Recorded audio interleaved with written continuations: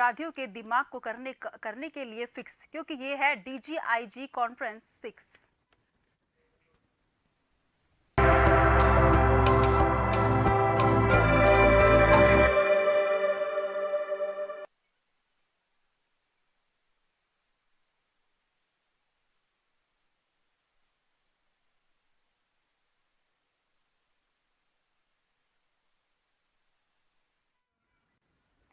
राजधानी जयपुर में 3 दिवसीय डीजीआईजी कॉन्फ्रेंस का आयोजन किया जा रहा है।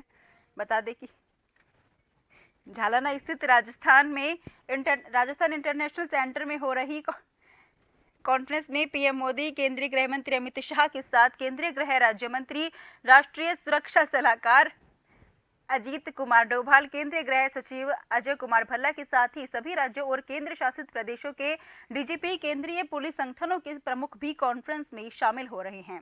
कॉन्फ्रेंस में शामिल होने आए प्रतिभागियों ने ज्योतिनगर स्थित विधायक आवास में शनिवार सुबह योगा किया। कॉन्फ्रेंस के दूसरे दिन करीब 10 विभिन्न सत्रों का आयोजन किया जा रहा है। इन सत्रों में साइबर आतंकवाद, राष्ट्रीय सुरक्षा परिदृश्य, एआई और डीप लर्निंग से उत्पन्न होने वाले खतरों, कट्टरपंथी सरीखे मुद्दों पर चर्चा की गई।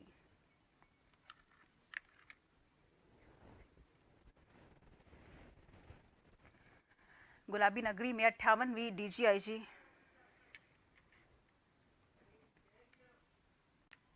खबर पर तमाम जानकारी के लिए हमारे संवाददाता विवेक हमारे साथ जुड़ गए हैं। विवेक, क्या कुछ अपडेट है? 3 दिवसीय कार्यक्रम है, अभी तक क्या कुछ प्रोसेस यहाँ पर हुई है?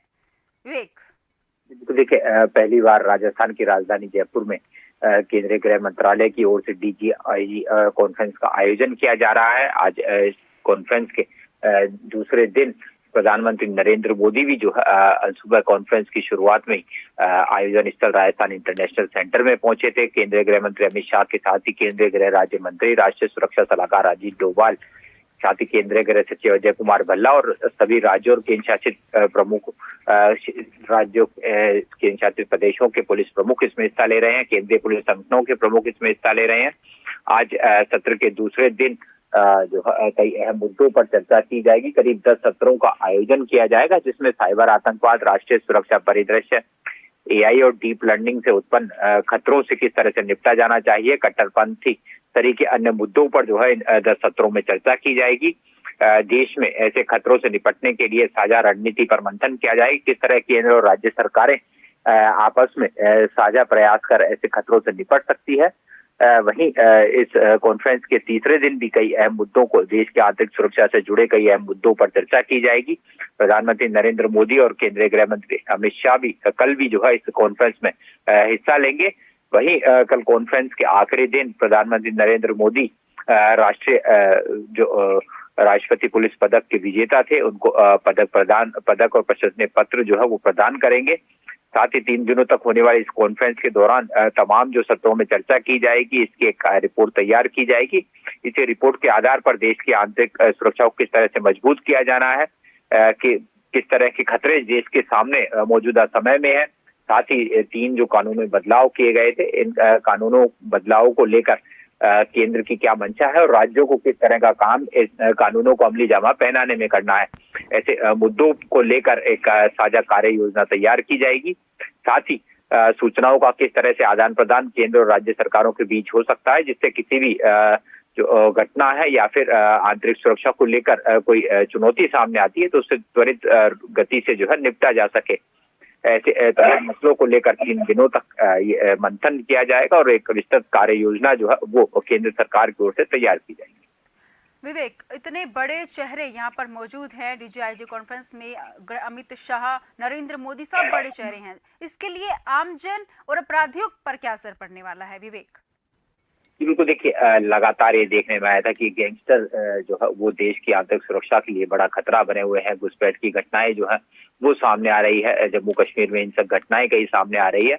आतंकवादी संगठन और कट्टरवादी संगठन खालिस्तान की मांग एक बार फिर देश में उठने लगी थी। तो इस तरह की घटनाएं जो देश में सामने आ रही थी, लेकिन ऐसी घटनाओं चुनौती मानते हुए ऐसे सम्मेलनों का आयोजन किया जा रहा है। इसमें साझा तौर पर कार्य योजना तैयार कर ऐसे घटनाओं को रोकने की रणनीति भी तैयार की जा रही है।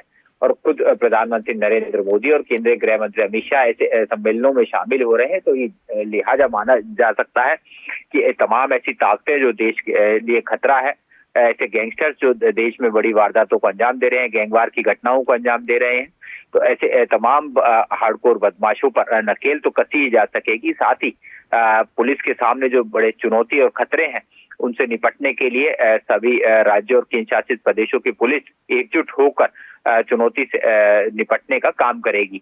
तो जरूर इस कॉन्फ्रेंस के जरिए तमाम जो निष्कर्ष निकलने वाले हैं, ऐसे में जरूर माना जा सकता है कि देश विरोधी ताकतें हैं जो देश की आंतरिक सुरक्षा के लिए खतरा है, उन खतरों को जरूर पस्त करने में ऐसे सम्मेलनों से जो केंद्र सरकार को मजबूती मिलेगी।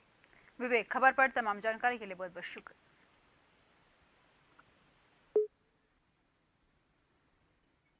गुलाबी नगरी में डीजीआईजी कॉन्फ्रेंस का आयोजन किया जा रहा है।